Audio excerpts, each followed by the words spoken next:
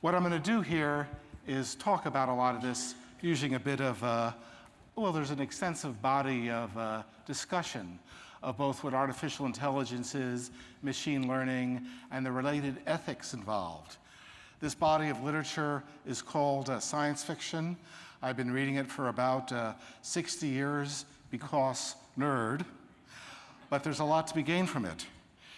Here you see, for example, a picture of a guy who responds robotically frequently, and in fact has no innate sense of social convention or social skills. And also we have a guy who plays a character with those characteristics. And that's Bernard there from HBO's Westworld, which is actually a pretty good essay on actual artificial intelligence versus machine learning. I'm a Bernard. I'm also a Miranda, but that's a different HBO show.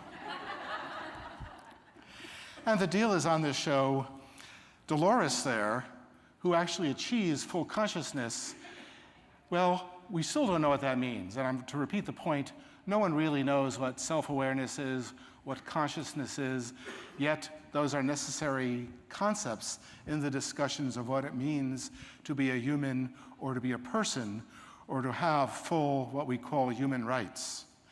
There's a TV show called Humans, which actually explores directly what are the rights of robots which become conscious, but that's a different story. For those people who are fans of the show or people who aren't familiar with it, I do want to remind people that Dolores is far more than a Roomba with guns. Again, that's very funny if you love the show. You'll be glad to know that I know I'm not as funny as I think I am. Spoiler alert, you can see on the slide there that the Roomba vacuum cleaner is made by a company called iRobot. But forgetting about the whole idea of actual artificial intelligence or consciousness or self-awareness, in the here and now, there's something called machine learning, which can approximate the effects of actual intelligence. In machine learning, well, we actually have software which can learn from experience. It can learn because people train it. People train it with all our biases and prejudices and sometimes good or bad decisions. For example, if you use Gmail, and if you actually mark things, report them as spam, you're actually training Gmail to recognize that certain kinds of email which feel like spam are spam and you really don't want to see them. I use the Google keyboard on my phone, for example, and I'm training it to recognize the expressions that I use. Gmail, both in the app and on the server side, it actually learns how you phrase things, what you're about to say. For me, it's a great convenience, but for more people, at least people who write blogs, it's frightening. All those things are accurate ways of looking at all this. Facial recognition is another area, because the ethnicity of different faces, the emotions shown by people with different faces, those are all things which are trained by people with all their biases and prejudices. Machine learning, though, can be used in autonomous weapon systems. It's possible that we could have problems like this guy. Here we have a system which really can't learn. It knows what it wants to do, and it does pose a lot of ethical issues for people who are developing this stuff.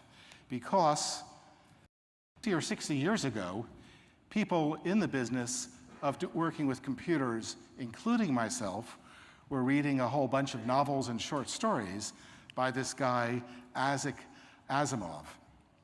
And he was talking about robots, autonomous systems, not being able to kill people except under specific conditions. The theme of all these novels were that these ethical rules had enough play in them for disaster or conceivably for the magical development of artificial intelligence. The spoiler alert, again, is that the Roomba, made by a company called iRobot, these are from the series of short stories and novels collectively referred to as iRobot. The deal is that science fiction has influenced a great deal of the reality we're dealing with right now. Not only the internet and so-called cyberspace, but the way robots are evolving. A lot of that is based on science fiction in a good way, because the people doing this stuff have been told about the whole idea of ethical rules, and well, we're aware of them, but sometimes we need to be reminded of them so we don't build things like this guy from Black Mirror. This is Metalhead, which is a robot and a relentless killing machine, much like the Terminator. It reminds us that bad actors can weaponize machine learning, and just like Dana was speaking this morning, if your view of reality is shaped by bad actors, people or automated systems, if they shape your view of reality, you can make mistakes like invading the wrong country.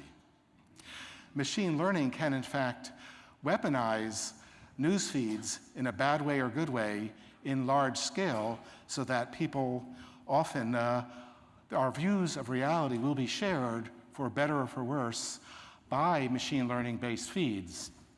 That's good or bad, but you know, if that applies to all of us at some point, all of us as individuals might be in this situation where we might accidentally invade the wrong country.